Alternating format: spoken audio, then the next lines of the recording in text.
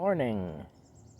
Well, I was just speaking to a family member. I'm not going to say who. Uh, but anyway, this family member is dealing with some health issues right now. And this is a family member who's received the you know what in the arm that they've been pushing everybody to take. And I have a theory about what's going on. I'm not going to say too much about this individual situation because that would be a betrayal of trust, other than to say that this person has had the you know what and is now dealing with an autoimmune issue, and it looks like it can be traced back to that. And our side, on our family, well, in my mother's side of the family, especially the people who are prone to autoimmune disorders, we had an uncle who's passed away now, but he had rheumatoid arthritis, which is the one that bends you all up, or might have been osteoarthritis. It's the one that bends you all up anyway, not the one that we all get as we age, but the one that really bends and twists you up. And he had that from an early age, right from like his 20s. He suffered from that. We have an aunt on that side of the family who passed away from a disease called amyloidosis at 46. She died at 46, and that is an autoimmune disorder. Very rare autoimmune disorder, a weird one. My mother suffers from several autoimmune disorders.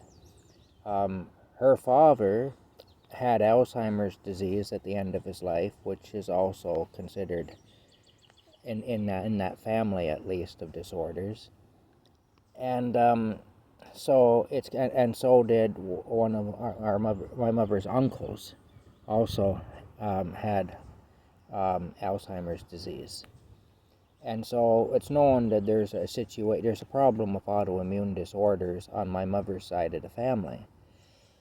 Anyway, here's an idea that I have. Now, bear in mind, I'm not a doctor, I'm not a scientist, I'm just a guy with a high school education. Maybe I have a little common sense, I don't know. Some say I do, some would say I don't. But here's the thing. I'm just looking to see, I got something coming up on my phone there, but anyway, here's the thing. What I'm wondering is, see, these things are an mRNA type of a thing. And I'm being careful about what I say and how I say it, because I don't want to trigger anything, because I want this video to stay up. But here's the thing. What I'm thinking is, and I'm not going to title this video, so it'll just have the date on it. That's all it'll have for a title, is the date. What I'm wondering is, if this thing that they're trying to get everybody to take, this mRNA thing, if it doesn't interact with our DNA in such a way that it activates things that wouldn't be activated at the time.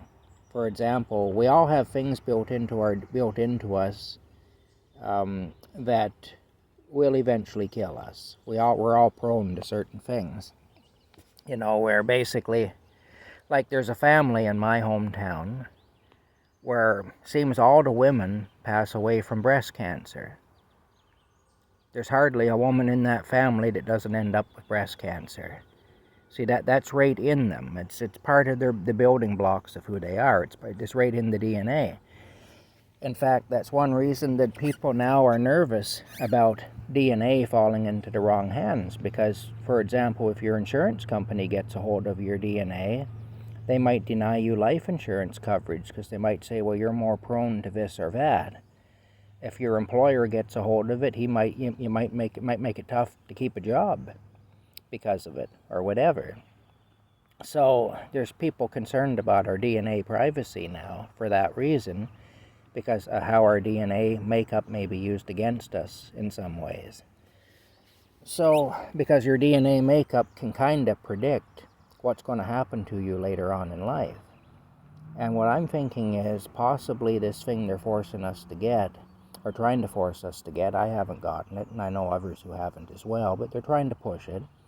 I'm wondering if this thing doesn't wake up the sleeping dogs.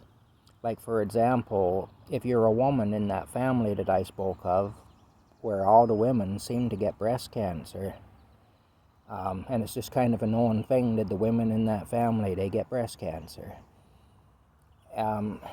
But usually that happens in their 60s or 70s. What if you're a woman in that family who takes this thing and you're in your 30s or your 20s or your 40s? Maybe that will activate the breast cancer early. Maybe instead of living until you're 68 and then getting breast cancer and dying when you're 70, maybe that woman will take the thing when she's 35, get breast cancer at 37, and die at 40. You know? Like, this is what I'm saying. This is what I'm wondering about. Like I say, I may open myself up to ridicule by saying this, and I have no doubt some people are going to comment and say, where'd you get your medical degree? You know, what scientific, what branch of scientific research are you in as you sit there in your plastic lawn chair outside your tent, you homeless bum, you, or whatever. But the thing is, it is something I'm seriously wondering about. And I don't claim to be the brightest bulb in the sign or anything. I don't claim that at all. And I know there are people far smarter than me out there who might very well disagree with me. But the bottom line is, I still do wonder about it. You know, I do. I wonder about it. Anyway,